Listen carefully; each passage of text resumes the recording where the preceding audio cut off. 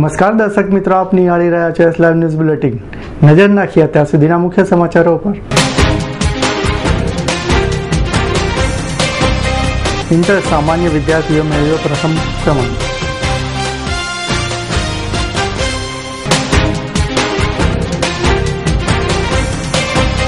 બજેટમાં શિક્ષણ માટે વધુ ફાળવણીથી શિક્ષણનું સ્તર ઊંચું આવશે, મંજુલા પૂજા।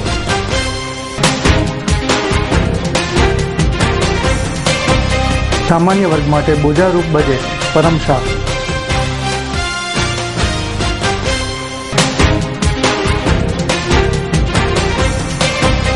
डीसा में हत्याना आरोपीનું पुलिस कस्टडीમાં મોત।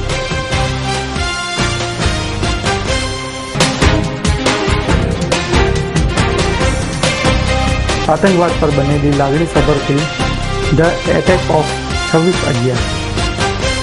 मन होय तो माळवे जवाय। શું આપ માનો છો કે ભણતર માટે શાંતિવાળું વાતાવરણ જ જોઈએ? જી હા, આવો આપને એક મુલાકાત કરાવીએ જે અમદાવાદના ગીચ વિસ્તાર ખાડિયાનો જ છે। ખૂબ જ ગીચ વિસ્તાર અને ઘોંઘાટ ભરાયા વિસ્તારમાં છે, તેમ છતાં ત્યાંનો એક તારલો અમદાવાદમાં પ્રથમ ક્રમાંકે આવ્યો છે। તાજેતરમાં institute of cost accountancy of India દ્વારા ICW એટલે કે ઇન્ટર એક્ઝિક્યુટિવ ક્લાસની એક્ઝામ લેવામાં આવી હતી, જેમાં જીગર પંકજભાઈ પ્રજાપતિ અમદાવાદના પ્રથમ ક્રમાંકે આવ્યા છે। આ પરીક્ષા ઘણી ટફ હોય છે અને આખી પરીક્ષા ઇંગ્લિશમાં લેવામાં આવે છે। આ પરીક્ષાનું રિઝલ્ટ ફક્ત 2.6% જ આવે છે, જેના પરથી ખ્યાલ આવે કે આ પરીક્ષા પાસ કરવી કેટલી અઘરી હોય છે। જો કે જીગર પ્રજાપતિએ રોજની 9 થી 10 કલાકની મહેનતના પરિણામે આ પરીક્ષા પાસ કરી છે, જેમનો ઇન્ડિયામાં 42મો, ગુજરાતમાં 6ઠ્ઠો અને અમદાવાદમાં પ્રથમ ક્રમાંક આવ્યો છે। આવો જોઈએ તેમની એક મુલાકાત। ICW ઇન્ટરમાં અભ્યાસ કરતો હતો, હમણાં રિઝલ્ટ આવી ગયું છે, તો હું અત્યારે ફાઇનલમાં આવી ગયો છું અને હું સાથે સાથે TY BCom પણ કરું છું। હું ખાડિયા રહું છું હાલમાં મારા કાકા કાકી સાથે। મારા માતા પિતા નથી, તો મારા કાકા કાકીએ મને બહુ સપોર્ટ કર્યો છે ભણવામાં અને એમના કારણે જ હું અત્યારે અહીંયા સુધી આવ્યો છું। મારું પહેલાં રિઝલ્ટ બહુ ઓછું આવતું હતું, મારા 10મામાં 60% હતા, પછીથી મને ભણવાની પ્રેરણા મળી તો મારા 12મા ધોરણમાં 80% આવ્યા અને મેઇન મેં ટેક્સેશન સબ્જેક્ટ માટે ICW સિલેક્ટ કર્યું અને હાલમાં મેં ટેક્સેશન માટે 80 માર્ક 100માંથી 80 ગુણ મેળવ્યા છે, તો એ બહુ સારું કહેવાય। અને ઓવરઓલ રિઝલ્ટ જોઈએ આપણે ICWનું તો એ ખૂબ જ ઓછું આવ્યું છે। અમદાવાદમાં તો અરાઉન્ડ 2.60% જ આવ્યું છે, તો એ પ્રમાણે ઇટ ઇઝ ગુડ। 10થમાં મારું રિઝલ્ટ આવ્યું ત્યારે પેપર્સમાં આપણે ન્યૂઝપેપરમાં આપણે જોઈએ કે આ લોકોનો રેન્ક આવ્યો ને એ પ્રમાણે પણ મને પણ થયું કે આપણે પણ કંઈક કરીએ। એન્ડ ઘરેથી પણ પછી 11થમાં જેમ રિઝલ્ટ ઇમ્પ્રૂવ થયું ત્યારે ઘરેથી બધા ખુશ હતા, એટલે મને એમ કે હજી આપણે કંઈક ટ્રાય કરીએ। એન્ડ પછી પણ આ બધા ફેકલ્ટીઝ પણ મને બહુ સપોર્ટ કરતા હતા, એ પ્રમાણે મને ઉત્તેજના મળી।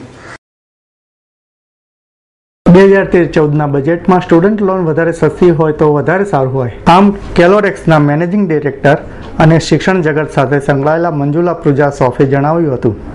આ બજેટમાં મેડિકલ ક્ષેત્રના વિકાસ માટે સારું ફંડ ફાળવવામાં આવ્યું છે, તે આવકાર્ય છે। एजुकेशन का सेक्टर तो काफ़ी सालों से प्रायोरिटी सेक्टर रहा है और इस साल भी it has emerged a winner. बहुत सारे कंसर्न्स हैं। अगर मैं तीनों वर्टिकल के बारे में बात करूँ, प्राइमरी सेक्टर अगर देखा जाए तो ऑलमोस्ट 65,000 करोड़ आपने दिया है फॉर एजुकेशन सेक्टर, उसमें से 27,000 करोड़ SSA को, सर्व शिक्षा अभियान को, और RT की इम्प्लीमेंटेशन की तरफ। गर्ल चिल्ड्रन की जो लिमिट थी वो 1,000 से 3,000 पर फैमिली बढ़ा दिया गया है और जो एग्जेम्पशन था ट्यूशन फी पे 100 रुपीज़ से 1,000 रुपीज़ पर मंथ ले लिया गया है और PPP पे ध्यान दिया गया है सो दैट FDI पैसे एजुकेशन सेक्टर में भी आ सके। तो प्राइमरी में काफ़ी ध्यान FM साहब ने दिया है। अगर हायर एजुकेशन की बात करें तो हमारी एक उम्मीद ज़रूर थी कि स्टूडेंट लोन्स थोड़े से चीपर हो जाते, क्योंकि हायर एजुकेशन बहुत एक्सपेंसिव है, लोन्स मिलना मुश्किल होता है स्टूडेंट्स के लिए। आपने ऐसा तो नहीं किया, वो एक्सपेक्टेशन मीट नहीं हुआ, पर एक वेरी इनोवेटिव प्रोग्राम उन्होंने बनाया है जो कि क्रेडिट गारंटी फंड है, जिससे बच्चों को स्टूडेंट लोन मिलने में आसानी हो। एक और अच्छी बात है हायर एजुकेशन में, वो मेडिकल एजुकेशन से जुड़ी हुई है। काफ़ी साल पहले स्टैट्यूटरी स्कैंडल्स की वजह से मेडिकल एजुकेशन थोड़ा सा डाउन हो गया था। इस साल आपने बहुत सारा ऑलमोस्ट 4700 करोड़ दिया है मेडिकल बजट को। उसमें से एक बहुत अच्छा फोकस है कि AIMS जैसे all India institute of medical sciences जो दिल्ली में है, जहाँ पे रिसर्च वर्क होती है, ऐसे 6 और इंस्टीट्यूट्स इंडिया में बनाने की प्रयत्न होगी। That is a very good thing, because R&D, drug R&D हो या क्लिनिकल टेस्टिंग हो या अवेलेबिलिटी ऑफ डॉक्टर्स हो, वो ज़रूर बढ़ेगा। वोकेशन स्किल में भी आपने बहुत ध्यान दिया है और 500 करोड़ को 1000 करोड़ में बढ़ा दिया गया।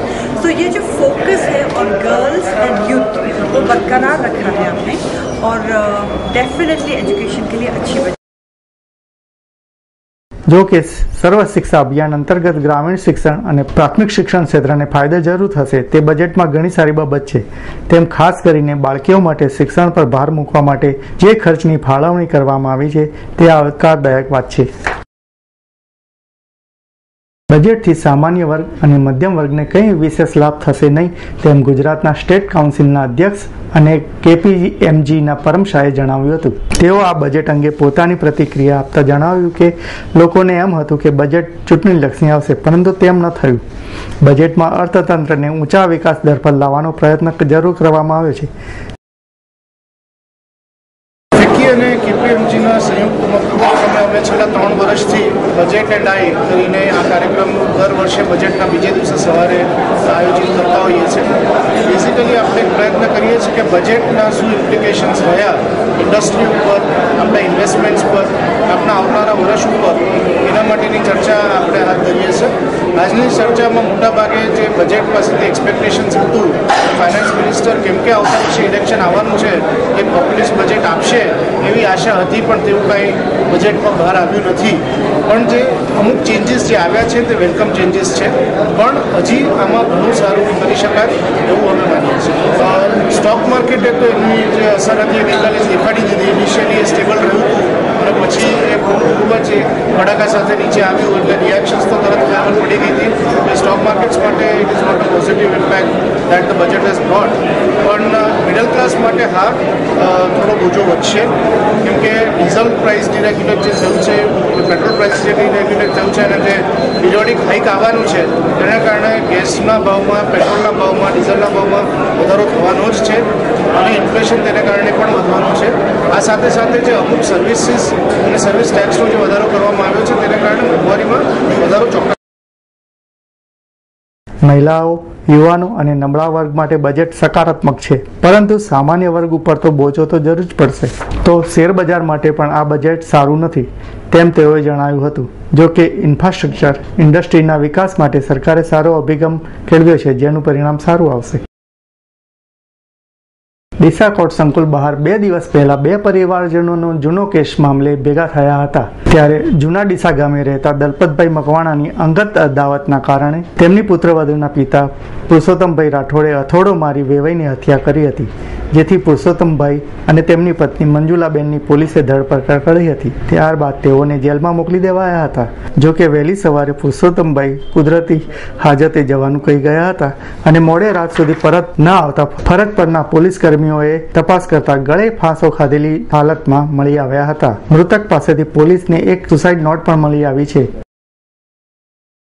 નિર્માતા રામ ગોપાલ વર્મા ફરીથી પોતાની નવી ફિલ્મ ધ એટેક ઓફ 26/11 લઈને આવી રહ્યા છે। આ ફિલ્મમાં 26/11 એ મુંબઈમાં 4 જગ્યાએ થયેલા હુમલા બતાવવામાં આવ્યા છે, જે ઘટનાક્રમ સૌ કોઈ જાણે છે। ફિલ્મના પ્રથમ ભાગમાં અલગ અલગ દ્રશ્યો જોઈ દર્શકોને લાગણી થાય છે।